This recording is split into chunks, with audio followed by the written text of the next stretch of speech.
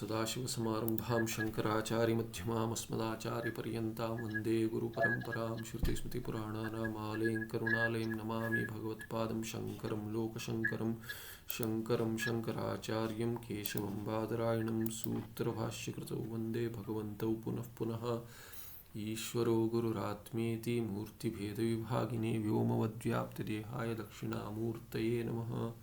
श्री चिद्घनगणेशाय नमो मह्यं सुखनित्यं स्वप्रकाशं व्यापकं नामरूपे अधिष्ठानं बुद्ध्यबोध्यं बुद्धेर्दृक्यत्व निर्मलम् अपारं सर्ववेदान्तवेद्यं प्रत्यक्परं मह तदेव हन्नमत्तोदन्येति निश्चितामतिः।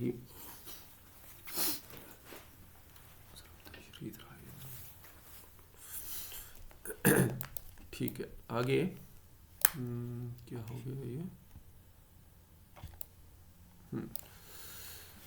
अज्ञानस्य स्वाश्रय विषयकत्वम। अभी थोड़ा श्रद्धा से सुनिए, क्योंकि अभी सहज नहीं होगा इतना। थोड़े पारिभाषिक शब्द अधिक है, लक्षण आएंगे, भेद बताएंगे। अब तक तो दूसरों का पक्ष अधिक हो गया, माने अद्वैत पक्ष एक ही था। अभी अद्वैत पक्ष में ही भिन्न भिन्न दृष्टियां दिखाएंगे, और नहीं, अद्वैत दर्शन में ही भिन्न भिन्न पक्ष दिखाएंगे और उसमें श्रेष्ठ क्या है ये बतलाएंगे। तो थोड़ा ध्यानपूर्वक सुनना आप, नहीं तो स्पष्ट नहीं होगा। तो ये इसके पहले क्या अंश देखा था, थोड़ा लंबा था ये, श्रुत्युक्त उत्पत्ति क्रम निरूपणम। तो इस संदर्भ में श्रुति में जो उत्पत्ति का क्रम आया है वो बतलाया। प्रसंगात माया स्वरूप प्रतिपादनम। तो ये प्रसंग है श्रुति में जो उत्पत्ति का क्रम बताया प्रपंच का, वो तो निर्गुण ब्रह्म से उत्पत्ति नहीं हो सकती किसी भी क्रम में। तो क्रम बताते समय उत्पत्ति हो रही है तो किससे हो रही है? तो निर्गुण ब्रह्म से नहीं हो सकती, सगुण ब्रह्म से होनी चाहिए। तो सगुण कैसे बनता है? माया के साथ। इसीलिए प्रसंग आ गया माया का, इसीलिए माया का स्वरूप कथन कर दिया। अभी आगे यहां कहते हैं माया जो अज्ञान या अविद्या एक ही अर्थ है। तो अज्ञान का जो है, अज्ञान का आश्रय क्या है और विषय क्या है। इसमें पहले एक समझ लीजिए कि अज्ञान तमः तुल्य है, तम के तुल्य है, तमस तुल्य, अंधकार के तुल्य है, समान है।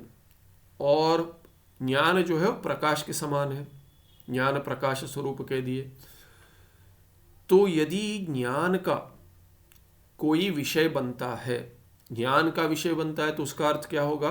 प्रकाश का विषय बनता है, माने उसको प्रकाशित कर देगा। वैसे ही जब भी अज्ञान का विषय बनता है, कुछ कह देंगे, तो क्या अर्थ होगा कि अंधकार का विषय बनता है, माने वो आवरण का विषय बन जाता है, वो ढक जाता है।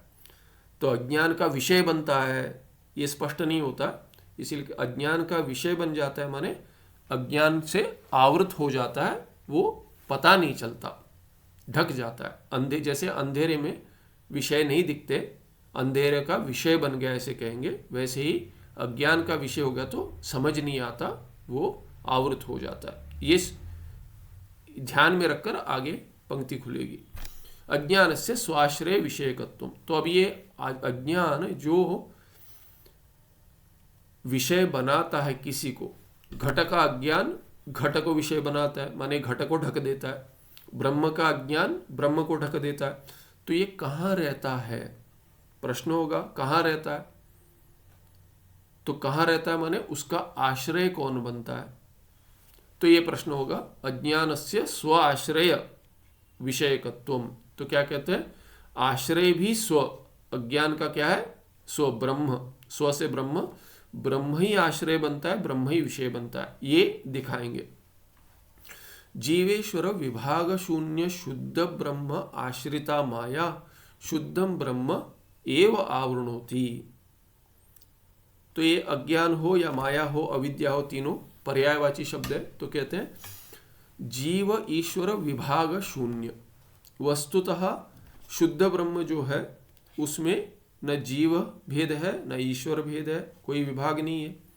शुद्ध ब्रह्म में विभाग संभव ही नहीं है, एकमेव अद्वितीय है वो। तो ये जो शुद्ध ब्रह्म है वो आश्रय बनता है माया का, अज्ञान का, अविद्या का। इसीलिए क्या कहते हैं?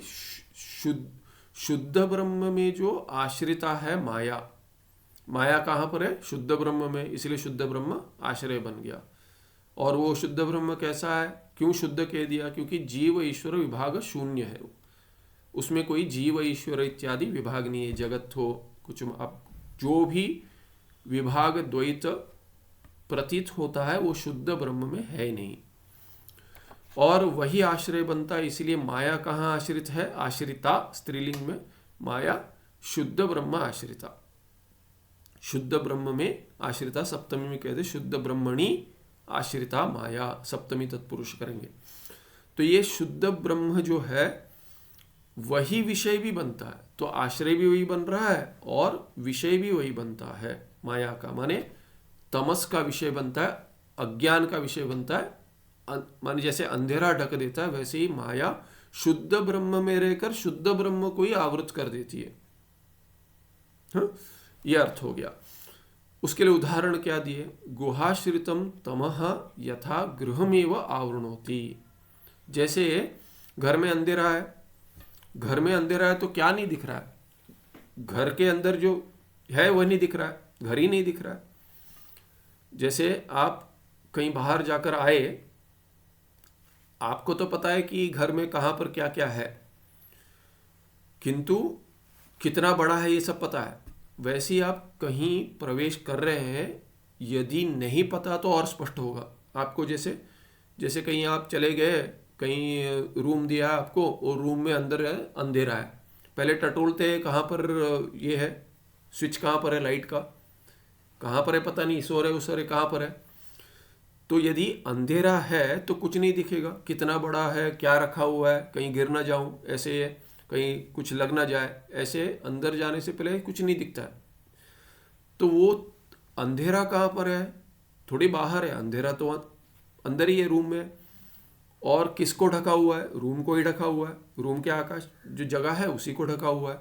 तो वो उदाहरण हो गया गुहाश्रित, गृहाश्रय, गृह में, घर में जो तमस है, अंधकार है, वो घर में ही है और घर को ही ढक देता है।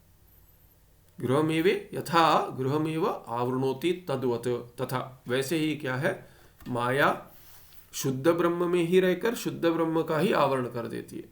तो एक उदाहरण से स्पष्ट कर दिया, क्योंकि प्रश्न होता है उसमें है तो उसी पे कैसे आवरण करेगी, ये प्रश्न होगा। जो आधार बनता है वही उसका विषय नहीं बनेगा, ऐसे प्रश्न होता है। उसके लिए उदाहरण दे दिया, तो संशय नहीं उठाना चाहिए।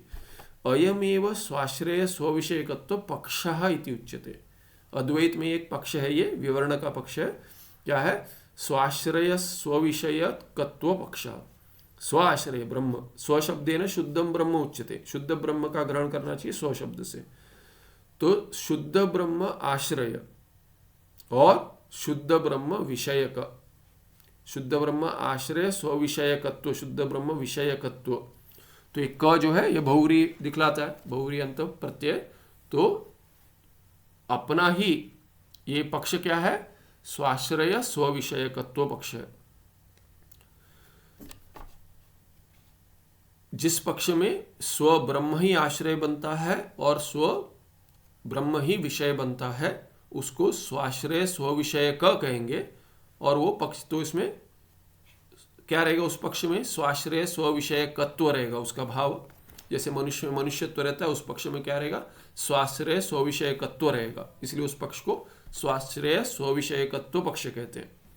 इति उच्यते स्वशब्देन शुद्धम ब्रह्म उच्यते। तदेव ब्रह्म, वही ब्रह्म क्या है? अज्ञानस्य आश्रय भवति, अज्ञान का आश्रय बनता है, वो वही आश्रय भवति कह दिया। तदेव ब्रह्म अज्ञान न आवृयते च, अज्ञान से वो ढका भी उसी अज्ञान से जाता है। माने सोचिए, जैसे दूसरा कुछ उदाहरण देना है तो देखिए, कहते हैं ना कि किसी को माने कहीं दिखाते हैं ऐसे कि अच्छा मनुष्य नहीं है, वो क्या करेगा? घर में आश्रय ले लेता है और जो आश्रय दे रहा है उसी को ठग लेता है। तो ये वैसा है, ये ऐसे जिसने आश्रय दे दिया, ब्रह्म को आश्रय करके उसी पे आवरण कर दिया, ऐसा अज्ञान ये है। क्या है? विलन है, इस कहानी का, इस कथा का विलन है। तो ये कहते हैं तदेव ब्रह्म अज्ञान से आश्रयो भवति, तदेव ब्रह्म अज्ञानेन आव्रियते च, तस्माद् अज्ञानम स्वाश्रय स्वविषयकम इत्युच्यते। तो इसीलिए क्या कहते हैं, इसी अज्ञान को इसीलिए क्या कहते हैं, स्वाश्रय स्वविषयक कहते हैं। अपना ही स्वयं ही, अपना ही नहीं, स्वयं ही आश्रय बनता है और स्वयं ही विषय भी बन जाता है। इसीलिए उसको, अज्ञान को क्या कहते हैं, अज्ञान बहुरी में हो जाएगा जिसका आश्रय बनता है, और जो माने जो ब्रह्म स्व जिसका आश्रय बनता है और स्व जिसका विषय बनता है, माने स्वम आश्रयो यस्य, स्वम ब्रह्म आश्रयः यस्य अज्ञानस्य तदज्ञानम स्वाश्रयकम हो जाएगा, और स्वम ब्रह्म विषयः यस्य अज्ञानस्य तदज्ञानम स्वविषयकम अज्ञानम हो जाएगा। फिर स्वाश्रयंच तद स्वविषयकंच, स्वाश्रय जो अज्ञान, जो फिर कर्मधारय करेंगे, दो बहुरी कर फिर कर्मधारय करेंगे, तो स्वाश्रयम च तदेव स्वविषयकंच, तो हो जाएगा स्वाश्रय स्वविषयकम अज्ञानम। कर्मधारय हो गया, बहुरी होकर दो बहुरी कर कर्मधारय कर देंगे। इति उच्यते। अब ये विषयत्व का क्या अर्थ है, पहले समझा दिया था। विषयत्वम आवृतत्वम, विषय माने क्या, आवृत हो जाता है, जो जिसमें आवृतत्व रहेगा। तो विषयत्व माने, विषय माने आवृत, जो आवृत होता है। तो ब्रह्म आवृत हो जाता है, इसके लिए उसको विषय कह दिया। जैसे घट आवृत हो जाता है तमस से, तो घट को कह देंगे तमस का विषय बन गया, अंधकार का। अभी ये पक्ष किनका है, आपने पक्ष कह दिया, पक्ष माने कम से कम दो तो होने चाहिए, तो ये पक्ष कह दिया आपने, एक है। माने पक्ष माने क्या, जैसे पक्षी कौन है, पक्षी जिसके पास पक्ष है वो पक्षी है। एक पक्ष होगा तो उड़ नहीं पाएगा, दो तो चाहिए। पक्षी को उड़ने के लिए दो चाहिए पक्ष, एक नहीं। तो यहाँ पे एक आपने पक्ष कह दिया, कौन सा दूसरा पक्ष है, एक पक्ष। तो एक इनका पक्ष है, ये पक्ष हो गया। इसलिए संक्षेप शारीरक विवर्ण वेदांत मुक्तावल्यादि, वेदांत मुक्तावली अद्वैत सिद्धि अद्वैत दीपिकादि ग्रंथेषु अज्ञानम स्वाश्रय विषयकम इति वर्णितम। तो एक इनका पक्ष है, कहाँ वर्णन किया ये, तो कहते हैं संक्षेप शारीरक। शारीरक माने ब्रह्म सूत्र को शारीरक ग्रंथ कहते हैं। शारीरक माने शारीरक सूत्र कहते हैं। शारीरिक नहीं, शारीरक, ये भ्रांति हो जाती है बहुतों को, शारीरक है शब्द। तो शरीर से संबंधी कौन है, शरीर ही है। कौन है वो, आत्मा। तो उसके संबंध में जो ग्रंथ है, माने वो जिस ग्रंथ का विषय है आत्मा, शरीर ही, उसको शारीरक ग्रंथ कहेंगे। वो हो गया ब्रह्म सूत्र। तो उस पे एक संक्षेप लिखा हुआ है, तो संक्षेप शारीरक कहते हैं उसको। तो उसके ऊपर माने ब्रह्म सूत्र के ऊपर एक संक्षेप शारीरक करके एक ग्रंथ है, उसी को लेकर संक्षेप में। दूसरा विवर्ण मत हमने देखा है, जो मुख्य मत है वेदांत का, विवर्ण। दूसरा है भामती का पक्ष नहीं है, ये विवर्ण का पक्ष है। एक जीववाद, दृष्टि सृष्टिवाद इत्यादि ये कह देते हैं। और प्रक्रियाओं में बहुत सारे प्रक्रिया बता दिए, जिनको उत्तम अधिकारी नहीं है उनके लिए बता दिया, वो विवरण का वो पक्ष है। और वेदांत मुक्तावली करके ग्रंथ है, वो तो शुद्ध दृष्टि सृष्टिवाद है, वेदांत मुक्तावली करके। और आगे अद्वैत सिद्धि, मधुसूदन सरस्वती भगवान जो है, उन्होंने इसकी रचना की है, अद्वैत सिद्धि। और अद्वैत दीपिका, उसके ऊपर अद्वैत दीपिका करके भी ग्रंथ है। ये सभी इसी विवर्ण मत को लेकर, जो ये स्व आश्रय स्व विषयक पक्ष है, इसी को लेके चलते। इन ग्रंथों में अज्ञानम स्वाश्रय विषयकम इति वर्णितम। अज्ञान का क्या वर्णन किया कि जीव नहीं ब्रह्म आश्रय है और ब्रह्म ही विषय भी है। तो जीव आश्रय नहीं है, ब्रह्म ही आश्रय, शुद्ध ब्रह्म। पर वाचस्पति मत में, भामतिकार के मत में, ये कहाँ रहता है अज्ञान, माया। अज्ञान कहाँ रहता है, कहाँ पूछा तो उनको कहते हैं अज्ञान जीव में रहता है, विषय तो ब्रह्म बन जाता है, तो अज्ञान जीव में होकर ब्रह्म को विषय बनाता है, ऐसे उनका पक्ष है। तो आगे बताते हो उक्तार्थे वाचस्पति मतम। तो ये उक्तार्थे माने आश्रय क्या है, विषय क्या है अज्ञान का, कहाँ रहकर किसको आवृत कर देता है, ये प्रश्न पूछने पर भगवान वाचस्पति मिश्र भामतिकार कहते अज्ञानम जीवम आश्रित्य स्थित्वा ब्रह्म विषयी करोति। तो कहते अज्ञान क्या करता है, कहाँ रहता है, अज्ञान का आश्रय कौन है, तो कहते जीव है। जीवम आश्रित्य, जीव को ही आश्रय बनाकर, न कि ब्रह्म को। शुद्ध ब्रह्म आश्रय नहीं बनता कहते हो किसी का भी, कहते जीव आश्रय बनता है। जिसको अज्ञान है ब्रह्म का वो आश्रय बन जाएगा, माने संसारी जीव आश्रय बन जाएगा अज्ञान का।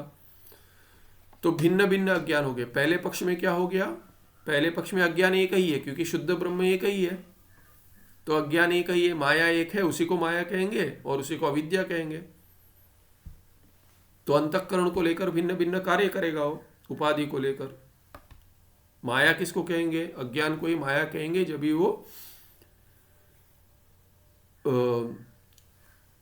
शुद्ध ब्रह्म के संबंधी है, माने ईश्वर जिससे बनता है, वहां पे जो प्रतिबिंब होकर ईश्वर बनता है उसको कहेंगे माया।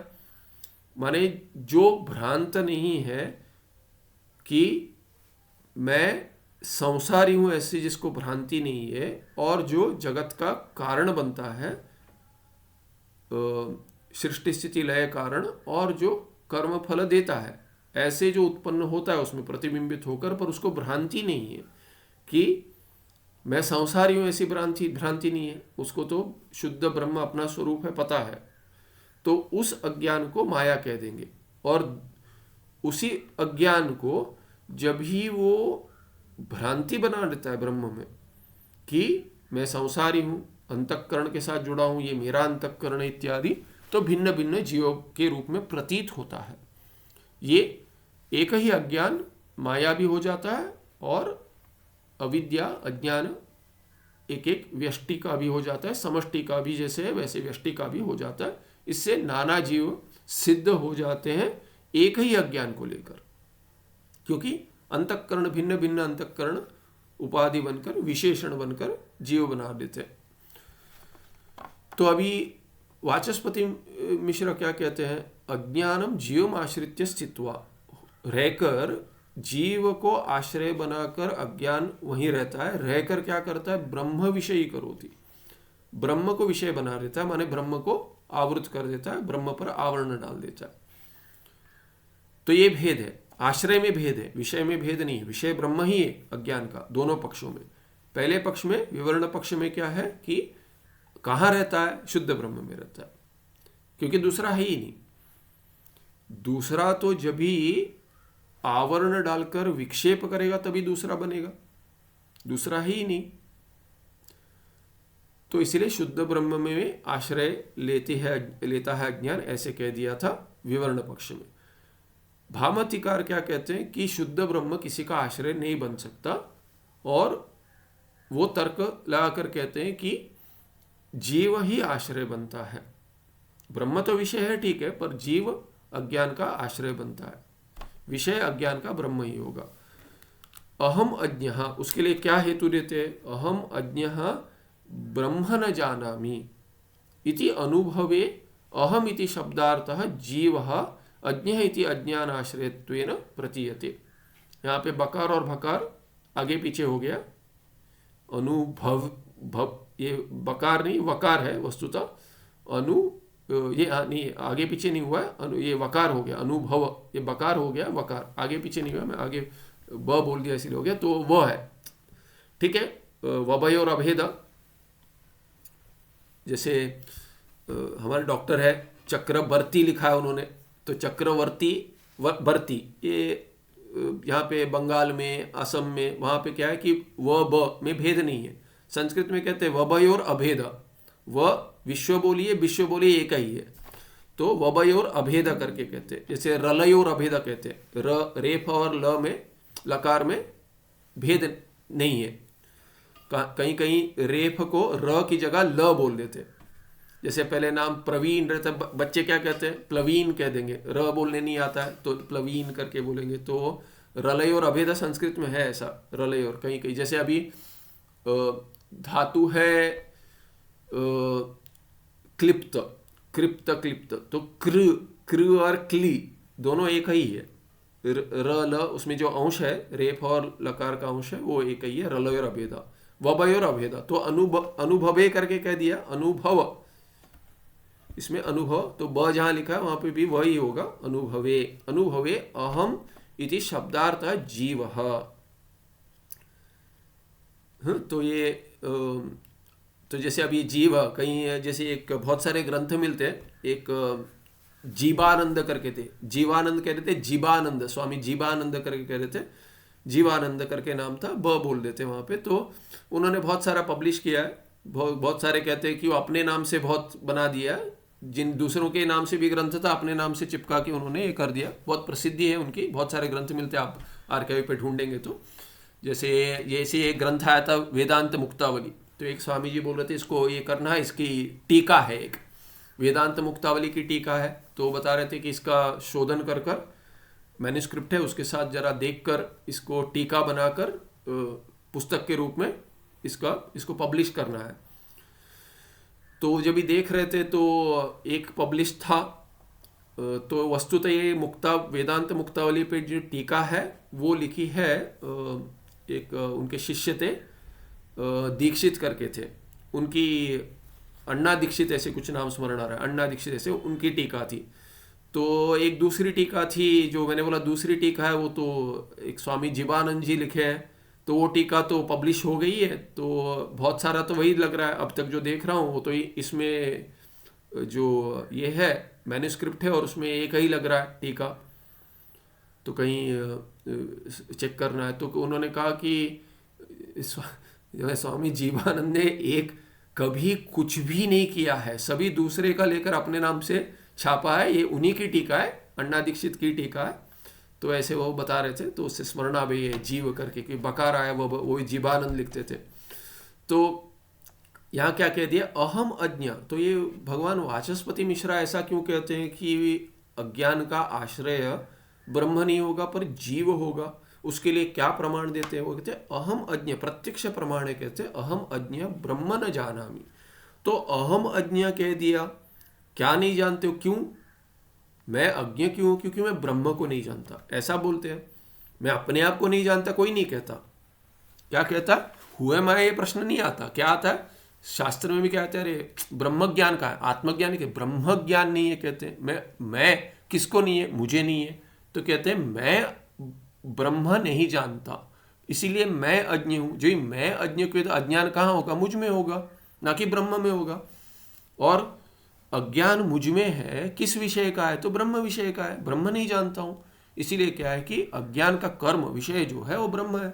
तो दोनों एक ही वाक्य में स्पष्ट कर देते, अहम अज्ञ ब्रह्म न जानामि इति अनुभवे। अहम इति शब्दार्थ जीव, न तो ब्रह्म। अहम कहा तो ब्रह्म का, अरे मैं कहीं जा रहा हूं, कहता हूं मैं कुछ नहीं जानता इत्यादि, मैं ये जानता हूं, तो ब्रह्म के बारे में बात नहीं करें, मेरे बारे में बात करो, मैं जीव हूं। तो इसीलिए इस अनुभव में अहम का अर्थ क्या है, शब्दार्थ क्या है, जीव है। इसीलिए अज्ञ जिसके साथ जुड़ रहा है सामानाधिकरण, अहम अज्ञ, मैं ही अज्ञ हूं, जीव मैं अज्ञ हूं, न कि ब्रह्म। इसीलिए मुझी में अज्ञान होगा, इति अज्ञान आश्रयत्वेन प्रतीयते। कह प्रतीयते, जीव, अहमेव जीव अज्ञ इति अज्ञान आश्रयत्वेन प्रतीयते। मेरी ही प्रतीति हो रही, जीव, मैं जो जीव हूं उसकी प्रतीति हो रही है। तस्मात् जीवस्य अज्ञान आश्रयत्वं व्यक्ति भवति। इसीलिए क्या है कि ये तो स्पष्ट व्यक्त हो गया, प्रतीति में स्पष्ट हो गया, कहते कि मैं अहम जीव अज्ञ, इसीलिए अज्ञान का आश्रय मैं हूं, ये स्पष्ट हो जाता है। कहते हैं ब्रह्म न जानामि अंश जो है वाक्य में, ब्रह्म न जानामि, उसमें विषय भी स्पष्ट हो जाता है। इति शब्द ही, ब्रह्म न जानामि इति शब्द ही वाक्य में, इन शब्दों से क्या होता है, अज्ञान से विषय ब्रह्म इति सिद्ध्यति, अज्ञान का विषय ब्रह्म, ये भी सिद्ध हो जाता है। इसलिए दोनों अंश सिद्ध हो गए, आश्रय हो गया जीव और विषय हो गया ब्रह्म। तथा च अज्ञानम जीवाश्रितम सत ब्रह्म विषयी करोति। इसीलिए अज्ञान क्या है, जीव में ही आश्रित होता हुआ, सत होता हुआ ब्रह्म को विषय बना देता है, माने आवरणोति इति सिद्धम, ब्रह्म को आवृत कर देता है, ब्रह्म पर आवरण डाल देता है, ये सिद्ध हो गया कहते हैं। ये भामतिकार कहते हैं भगवान। तच्च अज्ञानम न एकम, अब ये अज्ञान एक नहीं है कहते हैं, जीव में होगा, जीव तो इतने सारे हैं, नाना जीव है तो नाना अज्ञान होंगे, एक अज्ञान नहीं होगा। तो व्यवस्था बताते हैं कैसे व्यवस्था, तच्च अज्ञानम न एकम किंतु नाना, एक अज्ञान नहीं है आपके पक्ष में, विवरण पक्ष में तो एक ही अज्ञान है, क्योंकि ब्रह्माश्रित है, ब्रह्म एक ही है, नाना नहीं होगा अज्ञान। तो ये कहते हैं ये जीवाश्रित अज्ञान है, इसीलिए नाना है, जितने जीव है उतने अज्ञान है। अज्ञान से एकत्व, अभी आप कहते हैं कि अज्ञान एक है, जो आपने कह दिया विवरण पक्ष में, तो भामतिकार उसके ऊपर आक्षेप करते हैं, शंका उठाते कि ये इसमें त्रुटियां दिखाता हूं मैं। कहते हैं अज्ञान से एकत्वे सति, यदि अज्ञान एक होगा तो क्या आपत्ति आ जाएगी, एकस्य ज्ञान उदयेन अज्ञाने नष्टे इतरेषामपि अज्ञानम तत्कार्य संसारो वा न प्रतीयेत। तो कहते हैं एक अज्ञान यदि होगा, ब्रह्माश्रित है, अभी एक को श्रवण मनन निध्यासन करने के बाद एक जीव को क्या हो गया, मुक्ति मिल गई, ज्ञानोदय हो गया। तो एकस्य ज्ञान उदयन, उसको ज्ञान उदय हो गया, एक जीव देवदत्ता यज्ञदत्ता इतने सारे जीव है, उसमें देवदत्त को ज्ञान का उदय हो गया, उससे क्या हो गया, अज्ञान नष्ट हो गया। अज्ञाने नष्टे सति, ज्ञान का उदय हो गया तो अज्ञान नष्ट होगा, अज्ञान विरोधी है ज्ञान का, ज्ञान विरोधी अज्ञान का। अज्ञान जब भी अधिक था तभी ज्ञान उदय नहीं हो रहा था, जब भी श्रवण मनन निध्यासन संस्कार से करते करते करते अभ्यास से क्या हुआ, उसके बाद ज्ञान का उदय हो गया, वो प्रबल बन गया, तो उसने अज्ञान को हटा दिया, हटाने के बाद नष्ट हो गया वो, अज्ञाने नष्टे सति इतरेशम, इतरेशम माने देवदत्त भिन्ना नाम जीवानाम, देवदत्त से भिन्न जो देवदत्त है, ये जीव है, यज्ञदत्त इत्यादि चैत्र मैत्र, उनका क्या होगा, एक ही अज्ञान है, उसका नाश हो गया। ब्रह्म में आश्रित था, अभी देवदत्त जान गया वही ब्रह्म है, तो उसका अज्ञान नष्ट हो गया, माने किसका अज्ञान नष्ट हो गया, ब्रह्म का ही अज्ञान नष्ट होगा। देवदत्त जान गया कि मैं ब्रह्म हूं, तो उसमें जो अज्ञान था ब्रह्म में आश्रित था आपका, तो देवदत्त के ज्ञान से देवदत्त जो ब्रह्म अभिन्न जानता है अपने आप को, उसका अज्ञान नष्ट हो गया। आपके पास एक ही अज्ञान है, इसीलिए वो नष्ट हो गया। तब क्या हो गया, देवदत्त तो मुक्त हो गया, वाह वाह वाह वाह, बहुत अच्छा, अच्छा हो गया। बाकियों के क्या कैसे व्यवस्था चलेगी पूछ रहे। इतरेषाम अपि अज्ञानम तत्कार्य संसारो वा न प्रतीयेत, अभी यज्ञदत्त को कैसे अज्ञान नष्ट हो गया, देवदत्त का अज्ञान जो था वो कहाँ पे था, ब्रह्म में था। यज्ञदत्त का अज्ञान कहाँ पर है, ब्रह्म में है। चैत्र मैत्र इत्यादियों का सभी का अज्ञान ब्रह्म में ही है, और देवदत्त ने उस ब्रह्म के अज्ञान, ब्रह्म में आश्रित जो अज्ञान है अपने ज्ञान से नाश कर दिया, क्योंकि वही ब्रह्म है। उसने जब नाश कर दिया तो बाकियों के लिए अज्ञान रहेगा, एक ही अज्ञान है, नहीं रहेगा। जब ही नहीं रहेगा तो वो भी, उनका भी अज्ञान, इतरेषाम अपि अज्ञानम न प्रतीयेत, उनको अज्ञान नहीं होना चाहिए। देवदत्त के ज्ञान से क्या हो गया, यज्ञदत्त मुक्त हो गया, देवदत्त तो हो ही गया, यज्ञदत्त हो गया, चैत्र मैत्र हो गया, सभी प्राणी मुक्त हो गए, सभी जीव मुक्त हो गए। देखिए कितना अच्छा होता, गुरु प्रयास करेंगे, शिष्य वर्ग पूरा मुक्त हो जाएगा। यही है ना आपका जीव एक जीववाद करके पूछते हैं, नहीं ये हमारा एक जीववाद नहीं, विवरण का पक्ष है ही नहीं ऐसा। पर आक्षेप करने के लिए तो लग रहा है ठीक है प्रश्न, अज्ञान का नाश हो गया एक अज्ञान का, तो उसका कार्य संसार भी नहीं होगा, अज्ञान भी नहीं, माने जैसे अभी ये कह रहा था कि अहम अज्ञ ब्रह्म न जानामि करके देवदत्त कह रहा था, चैत्र भी कह रहा था, मैत्र कह रहा था, यज्ञ कह रहा, सब कह रहे थे। देवदत्त ने प्रयास किया, अभी कहता है मैं अज्ञ नहीं हूं, उसका संसार भी चला गया, अज्ञान भी चला गया, उसका कार्य भी चला गया, कारण नाश ने कार्य नाश चला गया। अभी यज्ञदत्त को अहम अज्ञ करके नहीं होगा, तो अज्ञान भी नहीं रहेगा और उसका कार्य संसार यज्ञदत्त को भी नहीं रहेगा, चैत्र मैत्र आदि को भी नहीं रहेगा। वह न प्रतीयेत, ये क्या है, शक्यार्थे लिंग है, विधि लिंग है, प्रति न प्रतीयेत, पर वस्तुतः क्या स्थिति है, ऐसा होता है क्या कहीं? भामतीकार पूछ रहे ऐसा होता है कभी? नहीं। प्रतीयते तू, यज्ञदत्त को तो प्रतीति होती है, ये तो गुरु के भगवान शंकराचार्य मुक्त हो गए, उसके बाद बाकियों को कुछ करना ही नहीं था। तो हम सब कहते कि हमको तो संसार प्रतीति हो रही है, शिष्य वर्ग कहाँ से बनेगा? तो नहीं बनेगा, ठीक है, इष्टापत्ति गुरु कह देंगे, फिर भी गुरु मुक्त से शिष्य मुक्त नहीं हो ना, वो तो बनना चाहता है, मुक्ति चाहता है। तो इसीलिए इसमें यह आपत्ति आ जाएगी करके भगवान भामतीकार कह रहे हैं। अद्य अवधि, और अभी क्या अर्थ होगा? यदि आप कहेंगे कि इन्हें प्रतीति तो होती है, क्यों प्रतीति होती है? वो तो अज्ञ है, उसको मुक्ति नहीं मिली। तो यज्ञदत्त को यदि मुक्ति नहीं मिली, माने अज्ञान नाश नहीं हुआ, तो देवदत्त का अज्ञान कैसे नाश हुआ? नहीं हुआ। इसलिए देवदत्त ने जो प्रयास किया, वो प्रयास करते करते मर जाएगा, पर उसको ज्ञान उत्पन्न नहीं होगा, क्योंकि बाकी मुक्त नहीं हुए। बाकी मुक्त नहीं माने अज्ञान है, एक ही अज्ञान है। तो एक ही अज्ञान है तो सभी बद्ध ही है, आज तक कोई भी मुक्त नहीं हुआ इसका अर्थ। क्योंकि यदि एक जीव भी यदि बद्ध है, मैं अपने आप को बद्ध मानता हूँ, तो आज तक किसी को मुक्ति नहीं मिली। क्यों? क्योंकि यदि किसी को मुक्ति मिली होती तो अज्ञान नाश हुआ होता, एक ही अज्ञान है, मेरा अज्ञान नहीं होता। तो शिष्य क्या करेगा? असंभव, आज तक अरे इतने सारे मुक्त हुए, अभी कहते हैं अरे कोई नहीं है, कोई नहीं है, किसी किसी को नहीं मिली मुक्ति, ये सब बोलने की बात है, किसी को मुक्ति नहीं मिली। ये आपत्ति आ जाए, कहते क्योंकि यदि आप प्रतीति मानते हो तो अज्ञान मानना पड़ेगा। किसी के भी प्रतीति है, कोई भी बद्ध जीव है तो उसको प्रतीत हो रहा है अज्ञान। यदि अज्ञान प्रतीत हो रहा है तो एक अज्ञान होना पड़ेगा, एक ही है आपके पास, वो होना पड़ेगा। वो होना पड़ेगा माने अभी यदि है तो आज तक तो कोई मुक्त नहीं हुआ। ये तो कहने की बात है, आदि शंकराचार्य है, ये है हमारे गुरु मुक्त हो गए, भगवान व्यास थे, ये थे, सभी कोई मुक्त नहीं हुआ। तो कहते हैं अद्य अवधि न कस्यचिदपि ज्ञानम। अद्य अवधि मैंने आज तक, अभी तक, कब तक? जब तक कोई भी कहे कि एक बद्ध जीव है, या कोई किसी को अनुभव होता हो मैं बद्ध हूं, तब तक कोई भी मुक्त नहीं हुआ है। अद्य अवधि न कस्यचिदपि ज्ञानम न उदितम, ये कह देंगे, आप कहेंगे इष्टापत्ति, नहीं संभव है। न उदितम इति अभ्युपगमे, यदि मानते हो कि किसी को भी ज्ञान उत्पन्न नहीं हुआ आज तक, इतः परम अपि न कस्यचिदपि ज्ञानम जायेत, आज तक ही नहीं हुआ है, तो अभी जिसका अभ्यास कर रहे हो उनसे किसी को नहीं हुआ है, तो आपको कहां से हो जाएगा? वो पूछ रहे हैं कि आज तक किसी को नहीं हुआ, यदि कहते हो अज्ञान है, किसी की मुक्ति नहीं हुई है, क्योंकि एक ही अज्ञान है, उसका नाश नहीं हुआ, किसी ने नहीं किया नाश, तो उन्हीं के ग्रंथों को लेकर, वही लेकर आपको कहां से मिल जाएगी?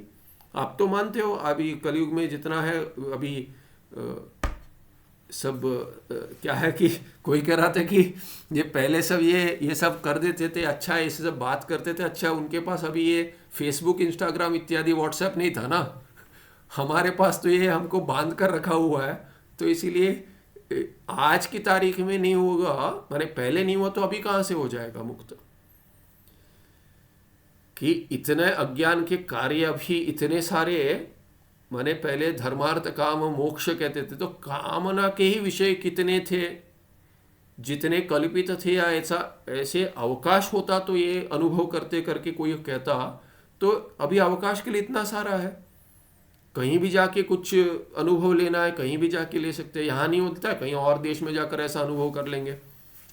तो इत्यादि जो अभी जो व्यवस्था है, अभी जो लोग हैं, उनको तो कर्म जो वैसा रहा नहीं शुद्धि देने के लिए, पहले इतना था उनको ही नहीं मिली, पहले इतने चित्त शुद्धि के साधन का पालन करते हुए उनको मुक्ति नहीं मिली, हमें कहाँ से मिलेगी?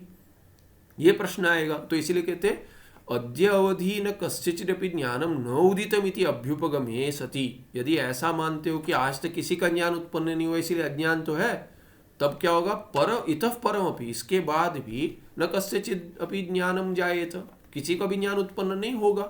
शक्यार्थ है, लिंग ऐसा कह रहे हैं, आक्षेप कर रहे हैं, ऐसा हो जाएगा, ऐसी आपत्ति आ जाएगी। देखिए आपने क्या व्यवस्था बनाई है, विवरण पर हंस रहे हैं। श्रवणादि साधना नाम अनर्थक्य प्रसंगश्च स्यात्, उतना ही नहीं, क्योंकि उनको मुक्ति नहीं मिली ही, ना किसी को मिलेगी, इसीलिए क्या है कि श्रवणादि साधन व्यर्थ हो जाएंगे, अनर्थ हो जाएंगे, उनमें अनर्थ्य आ जाएगा, अनर्थक्य आ जाएगा, अनर्थक्य आ जाएगा, ऐसा प्रसंग हो जाएगा आपका। तस्मात्, इसीलिए क्या है, इसके लिए उनका निर्णय क्या है, निश्चित क्या निश्चय ले लिया उन्होंने, तस्माद अनंत जीव आश्रितानि अज्ञानानि अनंतानि, इसीलिए एक अज्ञान नहीं है, बहुत है, नाना है, अनंत है। क्यों अनंत है? क्योंकि जीव अनंत है, इसीलिए जीवाश्रित जो अज्ञान है वो भी अनंत ही होगा। कभी भी कोई मुक्त हो गया तो भी बाकी बद्ध ही रहेंगे। उनको अपना श्रवण मनन निध्यासन प्रयास स्वयं करना पड़ेगा। उनकी चित्त शुद्धि उन्हीं को करनी पड़ेगी, उनका श्रवण उन्हीं को करना पड़ेगा, दूसरा नहीं कर सकता। आपका अज्ञान आप ही को हटाना पड़ेगा। गुरु केवल मार्गदर्शन करेंगे, पर आपको अपना अज्ञान स्वयं हटाना पड़ेगा, क्योंकि ज्ञान आप में उदय होना चाहिए ज्ञान का, ना ही किसी कहीं को हो गया और कहीं चला गया, ये नहीं होगा। अनंत जीवानाम अनंत अज्ञान ही कल्पिता ईश्वरा अपि अनंता। तो पहले ही कह दे रहे हैं। अच्छा, अभी आप हमको पता है, आप आक्षेप करेंगे क्या? अज्ञान का कार्य होगा जीव, अज्ञान का कार्य ही होगा ईश्वर। जिसमें अज्ञान नहीं उसमें ईश्वर करके भेद नहीं होगा ना। अद्वैत पक्ष यही है कि ब्लास्फमी नहीं है कि वही कि ईश्वर कभी चाहिए, जब भी प्रपंच हो तो ईश्वर चाहिए, प्रपंच सत्य होगा तो सत्य ईश्वर चाहिए, प्रपंच मिथ्या होगा तो मिथ्या ईश्वर बन जाएगा, क्योंकि जीव भी मिथ्या है। साथ में जीव, प्रपंच और ईश्वर एक ही स्तर के हैं, पहले देखा था हमने। तो यदि मैं सत्य हूँ, माने मैं जीव रूप में सत्य हूँ, संसारित्व तो मेरा सत्य है, तो प्रपंच उतना ही सत्य है जिसमें मेरे वही संसार है। संसारित्व माने प्रपंच मेरे लिए बाधक बन रहा है, इसीलिए क्या है, संसार की जो सत्यता है, मेरे शरीर की सत्यता है, वही ईश्वर की सत्यता है। जब भी मिथ्या बन जाएगा प्रपंच शरीर भी, और तभी ईश्वर का भी कोई काम नहीं होगा, मिथ्यात्व काम होगा। और जब भी स्वरूप में दूसरा है ही नहीं पता चल जाएगा, मिथ्यात्व नहीं तुच्छत्व आ जाएगा, तो ईश्वर का भी कोई काम नहीं है, क्योंकि जीव ही नहीं है, एक ही ब्रह्म है, अद्वितीय है। ये मुक्तावस्था है। तो अभी कहते हैं यदि ईश्वर की अपेक्षा, पूर्व पक्षी कहेगा इनको, भामतीकार को विवरणकार पूछ लेगा, समझिए, विवरणकार पूछ लेंगे, ये विवरण अनुयायी पूछ लेंगे, विवरणकार नहीं, विवरण अनुयायी पूछ लेंगे, विवरण ग्रंथ को जो मानते हैं वो पूछ लेंगे कि भामतीकार को आपके ग्रंथ में देखिए, उसके अनुयायी जो उनको पूछते हैं कि ईश्वर अज्ञान का कार्य, बिना अज्ञान तो ईश्वर नहीं होगा। तो जो ईश्वर अभी नाना अज्ञान, नाना जीव में जो बैठे हुए हैं, उसका ही कार्य यदि एक ईश्वर तो नहीं हो सकता ना। यदि आप कहेंगे जीव में अज्ञान है, तो नाना जीव में, अनंत जीव में अनंत अज्ञान है। अज्ञान का कार्य है जीव भी, ईश्वर भी, प्रपंच भी। तो अभी प्रपंच भी उतने ही हो जाएंगे जितने अज्ञान है, ईश्वर भी उतने हो जाएंगे जितने अज्ञान है। तो कहते हैं ठीक है, इष्टापत्ति, वो कहते हैं अनंत जीवानाम अनंत अज्ञान ही कल्पिता ईश्वर, अज्ञान से कल्पित है ईश्वर, तो ईश्वर भी अनंत हो जाएंगे। ठीक है, हम मानते हैं, कहते हैं, हम मानते हैं प्रपंच अनंत है, ब्रह्मांड अनंत है, ईश्वर अनंत है, जितने जीव है उतने ईश्वर है। ले लीजिए, इतना गौरव आ गया। तो कहते हैं ऐसा है, हमारे पक्ष में ऐसा है। तो ये हो गया भामती का पक्ष।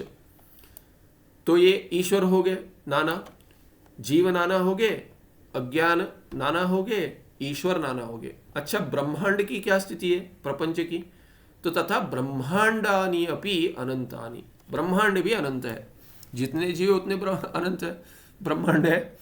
यस्य जीव, अभी इसीलिए व्यवस्था घट जाएगी, कहते हैं व्यवस्था कैसी हमारी, यस्य जीवस्य ज्ञानम उदेति, देवदत्त को ज्ञान उत्पन्न हो गया, तो क्या होगा, तस्य अज्ञानम तदज्ञान कल्पितेश्वर ब्रह्मांडानि च नश्यन्ति, तो उसका अज्ञान का नाश हो गया, देवदत्त के अज्ञान का। तो तद अज्ञान कल्पित क्या है, उसके अज्ञान से कल्पित ईश्वर है, ब्रह्मांड भी है, प्रपंच, तो उनका भी नाश हो जाएगा, सनश्यन्ति, तो च नश्यन्ति, अज्ञान भी नाश हो जाएगा देवदत्त का, और अज्ञान का कार्य कल्पित जो ईश्वर है वो भी, उसका भी नाश हो जाएगा, और ब्रह्मांड का भी नाश हो जाएगा। किसके अज्ञान का, किसके ईश्वर का? देवदत्त का ब्रह्मांड, देवदत्त का अज्ञान, देवदत्त का ईश्वर भिन्न है, उसका नाश हो जाएगा, बाकियों का रह जाएगा। बाकियों के लिए प्रपंच रहेगा, क्योंकि अज्ञान रहेगा, और तत्कल्पित प्रपंच, तत्कल्पित ईश्वर भी रह जाएगा। इसीलिए बाकियों के लिए व्यवस्था, बद्ध व्यवस्था चलती रहेगी, वो तो संसार ही रहेंगे। यस्य ज्ञानम न उदितम, किसका यज्ञरत्त का, चैत्र मैत्र आदि का, उनका ज्ञान उत्पन्न नहीं हुआ है। तस्य बंध अनुवर्तते एव, उसका तो बंध रहेगा, अपना शरीर रहेगा, जीवत्व भाव रहेगा, क्योंकि अज्ञान है, ईश्वर रहेगा, ब्रह्मांड रहेगा। ये हो गया वाचस्पति मत। अभी उसका खंडन करते ग्रंथकार विवरण पक्ष को लेकर, क्योंकि मुख्य पक्ष विवरण है वाचस्पति मत असांगत्यम अज्ञान एकत्वम च। तो वाचस्पति मत का ठीक नहीं है, कहते ठीक नहीं है माने अद्वैत मोक्ष तो वो भी देगा, इसीलिए साधन तो बन जाएगा, किंतु तर्क सिद्ध नहीं है, युक्ति सिद्ध नहीं है, इसीलिए आक्षेप करते और उनके आक्षेप का समाधान आगे देंगे। पहले बताते कि आपका मत क्यों ठीक नहीं है, क्योंकि उन्होंने प्रश्न भी किए, अपना पक्ष भी रख दिया, तो जो भामती का पक्ष है उसका निराकरण कर देते। पहले कहते कि आपका मत ठीक नहीं है, दोष दिखाते, उसके बाद विवरण के पक्ष में जो दोष दिखाए हैं उसका उत्तर देंगे, वो आगे देंगे। तो पहले कहते हैं वाचस्पति मत जो है भामती पक्ष वो असंगत है, वो ठीक नहीं है और अज्ञान एक ही है। पहले तो कह देते ये जो गौरव दिखाया आपने उसको हटा रहे थे, वो दोष लेकर पहले उसी से निराकरण कर देते। ईश्वर जीव अज्ञान कल्पित इति उक्ति ही श्रुति स्मृति पुराण विरुद्धा। ईश्वर जो है जीव के अज्ञान से कल्पित है, ये जो आपने बताया ये श्रुति स्मृति पुराण से विरुद्ध है। ईश्वर जीव के अज्ञान से कल्पित नहीं है, ईश्वर तो ब्रह्म के अज्ञान से कल्पित है। अज्ञान जीव में होगा और उससे ईश्वर की कल्पना होगी, ये ठीक नहीं है। तो माने ईश्वर नाना बन गए ना आपके, ये तो आप तो कहते इष्टापत्ति, ये तो माने कहीं भी दूसरे ईश्वर का वर्णन नहीं है शास्त्र में, शास्त्र में कहीं भी दूसरे ईश्वर का तो वर्णन नहीं है, संभव ही नहीं है। जगत कर्ता ईश्वर भिन्न भिन्न होंगे, ये तो बहुत गौरव दोष है, इसके ये कल्पना मानी शास्त्र सिद्ध नहीं है। तो कहते ईश्वरा अनंता प्रतिजीवम सृष्टि ही भिन्ना इत्यपि प्रमाण विरुद्धम, इसमें भी कोई प्रमाण नहीं है। ईश्वर इतने सारे हो गए आपके और एक एक ईश्वर एक एक ब्रह्मांड बनाएंगे, वो भी ठीक नहीं है। तो हर एक जीव का ईश्वर भिन्न और हर एक जीव का सृष्टि भिन्न, ये भी इसमें कोई प्रमाण नहीं है, ये प्रमाण से विरुद्ध ही है।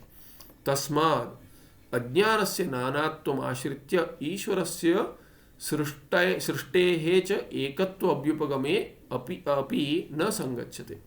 तो कहते हैं अभी क्या करेंगे, ईश्वर एक मान लेंगे, तो कहते ठीक है ईश्वर को हम एक मान लेंगे ना, ईश्वर नाना नहीं है, एक है। प्रपंच भी नाना नहीं है, एक है, क्योंकि प्रमाण का विरुद्ध दिखाते हैं ना, प्रमाण में तो एक ही प्रपंच दिखता है और ईश्वर भी एक ही सिद्ध होता है तर्क से तो और श्रुति से, ठीक है हम मान लेते हैं। तो वो क्या कहेंगे, वाचस्पति मिश्रा सुधार करेंगे, क्या कहेंगे, भामतीकार सुधार कर कर कहेंगे कि चलिए जीव तो नाना है, अज्ञान नाना है, ईश्वर एक है, प्रपंच एक है, ये तो ठीक है ना। तो कहते तस्मात् अज्ञानस्य ये अज्ञानस्य नानात्वम आश्रित्य, यदि अज्ञान को नाना आपने मान लिया, अज्ञानस्य नानात्वम आश्रित्य ईश्वरस्य सृष्टेः च एकत्व अभ्युपगमः अपि न संगच्छते। यदि आपने जीव बहुत मान लिए, क्यों, जीव है कि प्रतीति हो रही है, अनुभव सिद्ध है, कहेंगे जीव तो बहुत है, ठीक है जीव बहुत है, आप प्रतीति हो रहे करके मान रहे हो नाना जीववाद, ठीक है। उनमें अज्ञान आश्रय मान रहे हो, उनको अज्ञान का यदि आश्रय मान रहे हो तो अज्ञान तो नाना हो जाएंगे। अभी अज्ञान आपके यदि नाना हो गए तो उसको आश्रय नानात्वम आश्रित्य, अज्ञान से नानात्वम आश्रित्य माने उस पक्ष का आश्रय लेकर कि अज्ञान बहुत सारे, क्योंकि बहुत सारे जीव है इसीलिए आपने अज्ञान का आश्रय यदि जीव को बना दिया तो आपके अज्ञान नाना बन गए, अनंत बन गए, तो ईश्वर की सृष्टि एक नहीं हो सकेगी, क्योंकि अज्ञान आश्रय का बना दिया आपने, बना दिया अज्ञान का आश्रय जीव को, जीव नाना है अज्ञान नाना है, तो उन सबका अज्ञान का कार्य प्रपंच जो है वो प्रपंच तो एक नहीं हो सकता। तो ईश्वरस्य सृष्टेश्च एकत्व, ईश्वर और ईश्वर की सृष्टि एक नहीं हो पाएगी। यदि आपने अज्ञान भिन्न माना, क्योंकि अज्ञान का कार्य है प्रपंच। तो अभी कहते हैं न संगच्छते, कैसे? तथा ही बताए, तथा ही जीवेश्वर प्रपंच अज्ञान कल्पिता। अज्ञान कल्पित तो है, जीव अज्ञान कल्पित का निराकरण किए पहले। अज्ञान से कल्पित है, जीव के अज्ञान का कल्पित है, उसमें कोई प्रमाण नहीं। श्रुति स्मृति पुराण से विरुद्ध है जीव के अज्ञान से कल्पित यदि ईश्वर को मानेंगे या प्रपंच को मानेंगे। तो अभी अज्ञान से कल्पित है वो तो सिद्ध ही है, अज्ञान नहीं होगा तो प्रपंच नहीं होगा, ईश्वर नहीं होगा। किंतु किसके अज्ञान से? आपने कह दिया जीव के अज्ञान से, भामतिकार ने। तो कह रहे अज्ञान से कल्पित है तो ठीक है, पर जीव के अज्ञान से कल्पित नहीं है। क्यों? क्योंकि जीव ही अज्ञान का कार्य है। जो जिसका कार्य है वो कारण बनेगा। अज्ञान जीव का कारण बन गया, क्योंकि कल्पित जीवत्व तो बोलो, जीव तो अनादि है, आत्मा ही है, स्वरूप में तो अनादि है, किंतु ये जीवत्व तो भाव होकर जीव बनेगा ना, संसारी जीव, शरीर के साथ जुड़ेगा इत्यादि। तो शरीर के साथ जो जुड़ना ये है अज्ञान का कार्य है। इसलिए जीवत्व जो आकर जीव की उत्पत्ति हो गई, जीव करके व्यवहार करते हैं, वो तो अंतःकरण में विशेषण, अंतःकरण विशेषण के उसमें प्रतिबिंब होकर उसका समूह का जीव करके हम संज्ञा देते हैं। वो तो अज्ञान जब भी होगा तब जाके कारण शरीर होगा, तभी जाकर सूक्ष्म शरीर बनेगा, और सूक्ष्म शरीर में उसका प्रतिबिंब होगा। उसके बाद क्या है कि अज्ञान में प्रतिबिंब या सूक्ष्म शरीर में प्रतिबिंब मानकर उसके साथ मिलकर जो समूह बनता है उसको जीव करके आख्या दिए हैं। ये पहले देखा था हमने बहुत बार। तो अभी आप कह रहे हो कि अज्ञान उसी में आश्रित हो जाता है, कारण कार्य में कैसे आश्रित होगा? जिसका कार्य है जीव, वो अज्ञान जीव में जाके कैसे बैठेगा?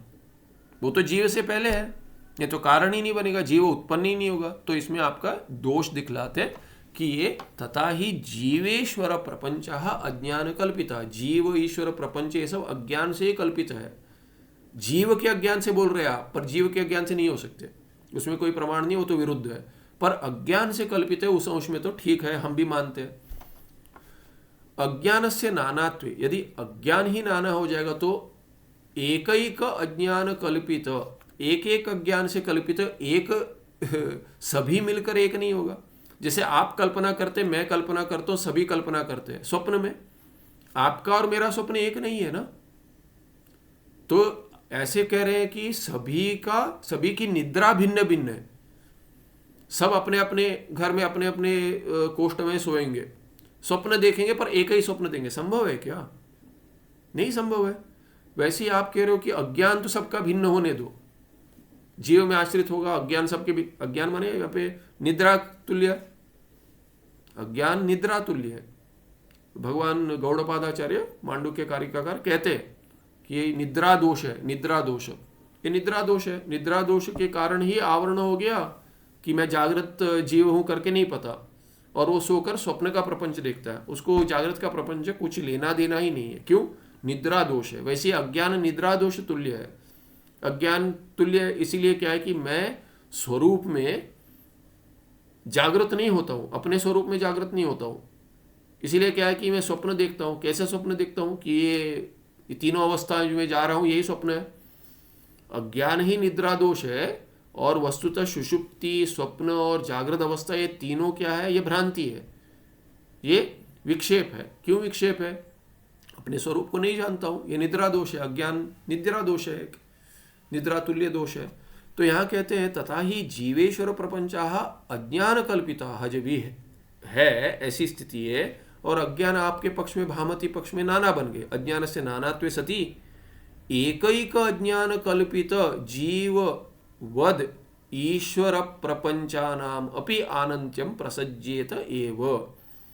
आप कह नहीं सकते कि ईश्वर एक ही है हमारे पक्ष में, क्योंकि वो तो ईश्वर एक को मानेंगे। पर आप ऐसे मान कैसे लेंगे? क्योंकि ईश्वर प्रपंच जीव जैसे अज्ञान का कार्य है, वैसे ही प्रपंच और ईश्वर भी अज्ञान का ही कार्य है। और अज्ञान जाकर यदि जीव में बैठ जाएगा तो नाना जीव होने के कारण नाना अज्ञान हो गए, नाना अज्ञान हो गए तो नाना प्रपंच हो जाएंगे और नाना ईश्वर हो जाएंगे। उन सभी अज्ञानों का एक ईश्वर और एक प्रपंच कल्पित नहीं हो सकता। जैसे भिन्न भिन्न लोग एक स्वप्न नहीं देख सकते, क्योंकि सबके निद्रा दोष भिन्न होंगे तो सबका स्वप्न एक नहीं होगा। हाँ, एक ही बहुत सारे माने एक के अज्ञान से, एक के निद्रा से एक सुषुप्ति में चला जाए तो बहुत जीवों की सृष्टि वो कर दे, प्रपंच हो जाए, एक प्रपंच निर्माण कर दे, एक ईश्वर भी निर्माण कर दे स्वप्न में, और स्वप्न में बहुत सारे जीवों का भी निर्माण कर दे। किंतु सभी भिन्न भिन्न जागृत जीवों में भिन्न भिन्न निद्रा दोष के कारण एक ही स्वप्न होगा, यह संभव नहीं है। किसी ने जादू टोना कर दिया तो भिन्न बात हो गई। ऐसा यदि कुछ सोचे कि अरे सभी एक साथ कुछ ये कर दिया, जैसे हिप्नोटाइज कर देते सबको एक साथ और सब कुछ देख रहे, हाथी देख लेते कोई ऐसे, वो तो भिन्न बात है। पर ये उदाहरण क्या है, स्वप्न जैसे सभी के भिन्न भिन्न है, वैसे क्या है कि यहाँ पे अज्ञान यदि नाना होंगे तो उसका कार्य भी नाना होगा। वो जीव ले लो, वैसे ही तुल्य प्रपंच और ईश्वर भी हो जाएंगे। नाना ईश्वर और नाना प्रपंच को आप नहीं हटा पाएंगे, और ये तो श्रुति स्मृति पुराण विरुद्ध ही हो जाएगा। गौरव दोष भिन्न है, एक से जब ये काम चलता है तो आपको अनंत क्यों चाहिए, ये भी प्रश्न आएगा तर्क की दृष्टि से। अतएव वाचस्पति मिश्रैहि अनंत ईश्वर अनंत सृष्टया उक्ताः। इसीलिए क्या है कि उन्होंने क्या कह दिया कि हम तो ठीक है मानते ही है, ये दोष हम हटा नहीं सकते, तो हम मानते हैं कि अनंत ईश्वर और अनंत सृष्टि है। हम मानते हैं अनंत जीव है, इसीलिए अनंत ईश्वर और अनंत सृष्टि मानते हैं, क्योंकि उनका अज्ञान अनंत है। तस्माद् अज्ञानम एकमिति मतमेव ज्यायः। इसीलिए अज्ञान एक ही है, यही ज्याय माने श्रेष्ठ मत है विवर्ण का, ये इन्होंने बतला दिया। अभी वो इतने सारे दोष जो आपने हमने उठाए, भामतीकार कहेंगे कि इतने सारे हमने दोष दिखा दिए, उसका क्या, एक मुक्ति माने एक ही वस्तुता एक है, एक की मुक्ति से सभी की मुक्ति हो जाएंगी। एक दोष दिखाया मुख्य। दूसरा क्या है कि किसी की आज तक मुक्ति नहीं हुई है, आज तक यदि अद्यावधि यदि किसी की मुक्ति नहीं हुई है तो आगे कैसे होगी, नहीं होगी, असंभव दिखाया। बड़े दोष है, दो ही ले लीजिए, बहुत बड़े दोष है, वो कैसे हटाएंगे पूछते हैं। तो कहते हैं अज्ञान से स्वाश्रय स्वविषयकत्व पक्ष अंगीकारा। तो ये विवरण पक्ष हम मानते हैं कि अज्ञान का आश्रय ब्रह्म है और विषय भी ब्रह्म है। तो कहते हैं तदिदम एकम अज्ञानम न जीवाश्रितम किंतु शुद्ध ब्रह्माश्रितम। ब्रह्म एक ही है, शुद्ध ब्रह्म, उसी में आश्रित, और हमारे पास दूसरा कुछ है ही नहीं, क्योंकि जीव तो इसके बाद उत्पन्न होगा, अज्ञान से उत्पन्न होगा, इसलिए अज्ञान उसके पहले है। तो अज्ञान को आश्रय लेने के लिए कुछ है ही नहीं, एक शुद्ध ब्रह्म ही है। कल्पना भी करेंगे तो किसमें कल्पना करेंगे, उसी में करेंगे जो है, जो अभी उत्पन्न होगा उसमें कल्पना नहीं करेंगे। जैसे कोई यदि सोचिए कि किसी को विवाह करना है और सोचता है कि ये सब देखकर, कोई सोचिए कि ऐसे एक उदाहरण लेते कि नहीं मैं तो अपने बच्चों को ठीक पढ़ाऊंगा, ये सब अपने बच्चों को ठीक नहीं कर रहे हैं, ये तो मैं जब भी विवाह करूंगा, जब भी मेरे बच्चे होंगे तो मैं इनको ऐसे संस्कार दूंगा, ये करूंगा वो करूंगा, जो मैं नहीं कर पाया वो सब उनसे करवाऊंगा। ये सब बहुत सारे प्लान बना के विवाह करते हैं। तो विवाह से पहले ही इसने सोच लिया कि ऐसे मैं कुटुंब बनाऊंगा, ऐसे बच्चे होंगे, इतने बच्चे होंगे मेरे, ये होंगे, बड़े होने के बाद उनको भी मैं, जब भी मेरे पोते होंगे उनकी ऐसी कल्पना करते बैठा है। सोचिए अभी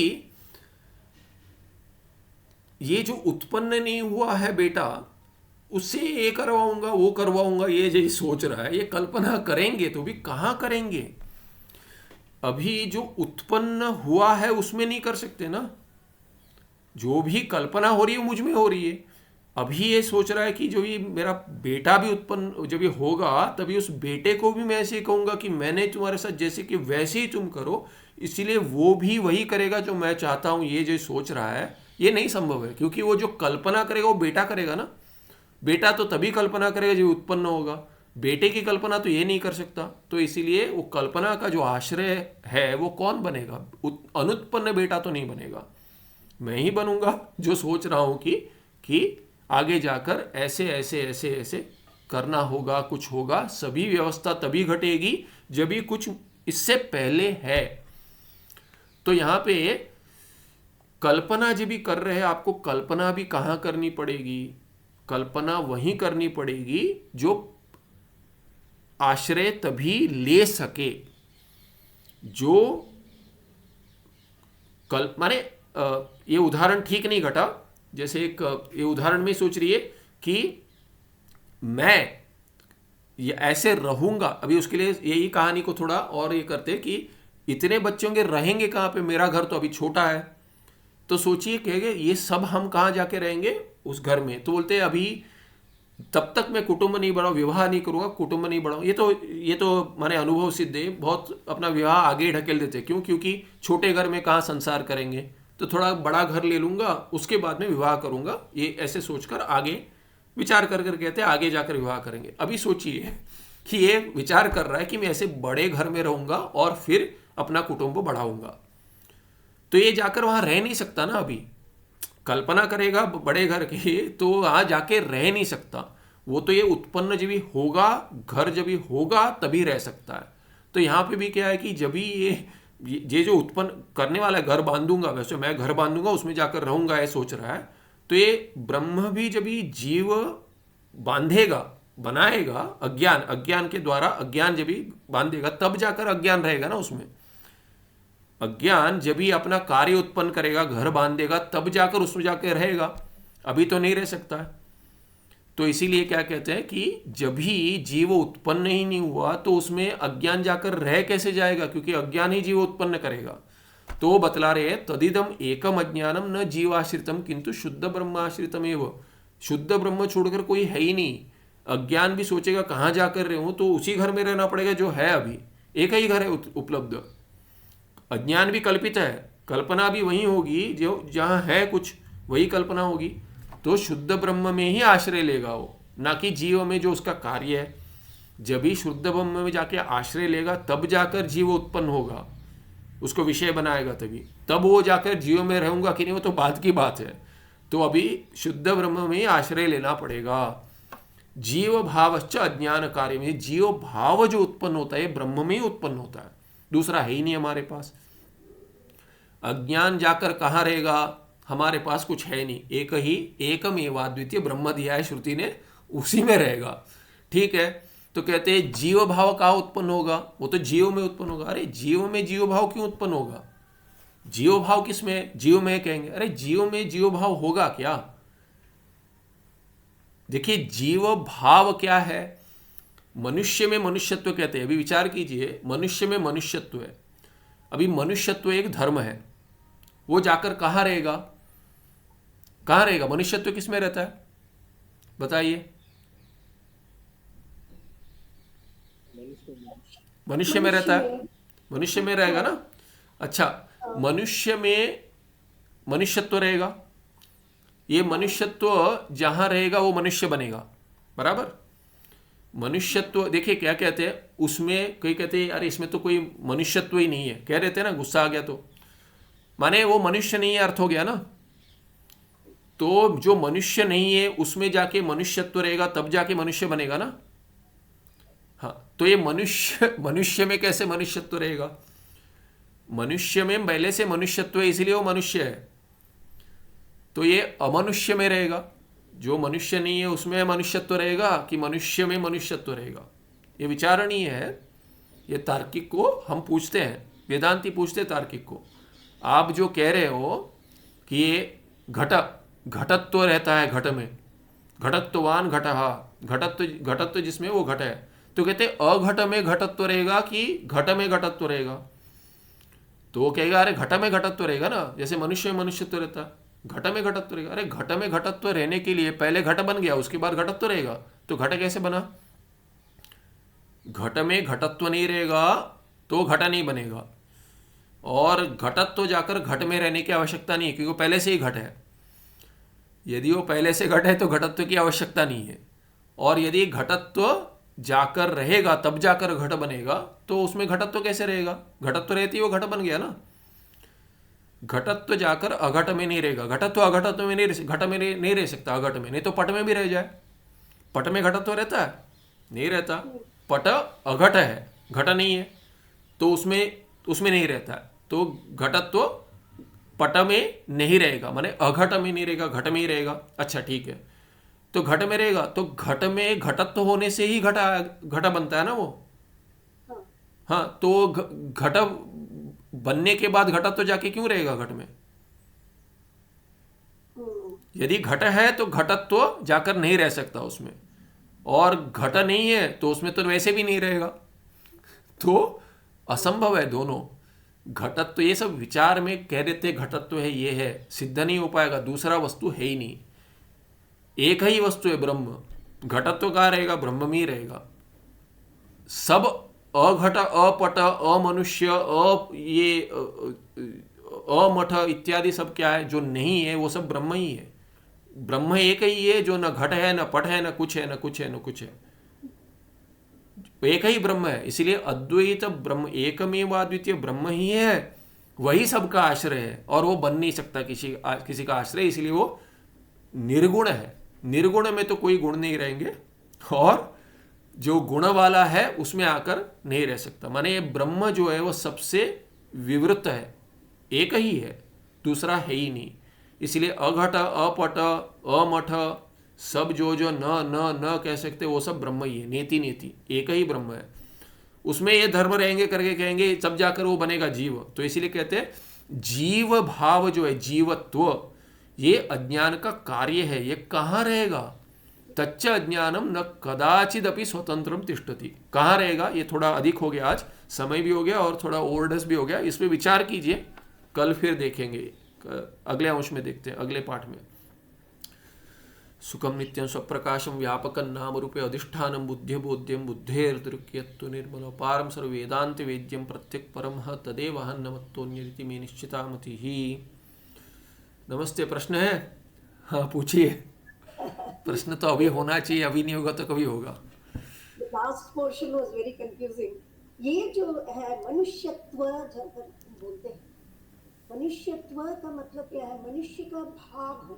हाँ जी, तस्य भावा त्वतलौ, त्वा के मनुष्यता मनुष्यत्व, त्व लगेगा तो मनुष्यत्व बनेगा।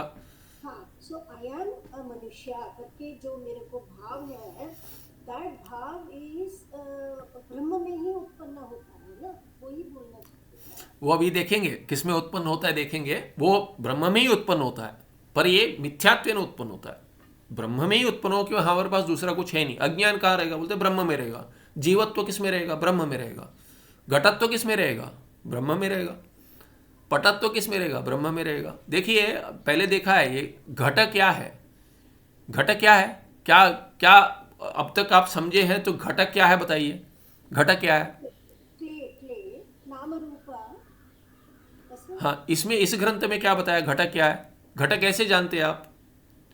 घटक कभी जानते हैं तो कैसे जानते हैं? जो अभी आप एंड में जो घटा और पटा बोल रहे थे, ये छोड़ दीजिए, अभी तक ग्रंथ में जो आया है 4 अध्याय, चौथा अध्याय चल रहा है। अभी ये प्रक्रिया देखिए, प्रक्रिया क्या है? इंद्रिया बाहर जाती है, चक्षुर इंद्रिय बाहर जाकर घट को आवृत करती है, वृत्ति व्याप्ति होती है, फिर फल ये होता है, फल व्याप्ति होती है। उसके बाद क्या है कि आपको घट पता चलता है, बराबर। तो ये घट है क्या? घट वृत्ति है। हाँ ठीक है, ये घट ज्ञान वृत्ति है, घट वृत्ति नहीं है। घट विषय है वृत्ति का, ज्ञान वृत्ति है ना। हाँ, तो ये घट तो ज्ञान नहीं है। घट क्या है तो वृत्ति नहीं कह सकते। घटाकार वृत्ति जो है वो ज्ञान कहेंगे। ज्ञान है ना, वृत्ति तो ज्ञान है, घट नहीं है। घट तो वृत्ति का ज्ञान का विषय है। तो घट विषय क्या है? क्या है वो घट? विषय क्या है? पट क्या है? घटा पट इत्यादि क्या है? घटा अवच्छिन्न चैतन्य है। क्या है? घट क्या है? चैतन्य है। वृत्ति क्या है? वृत्ति क्या है?